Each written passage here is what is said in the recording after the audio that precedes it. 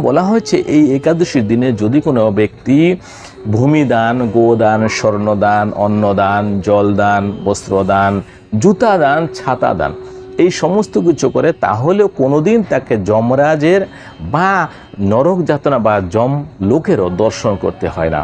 অর্থাৎ এক কথায় বলতে গেলে ভগবানের যদি পুজো করা হয় তাহলে সমস্ত কিছু উনি প্রদানকারী, উনি সব কিছু প্রদান করবেন, আর অন্য কাউকে পুজো না করলে চলবে। কিন্তু কাউকে আপনি ঘৃণা করতে পারেন বা কাউকে নিন্দা করতে পারবেন না।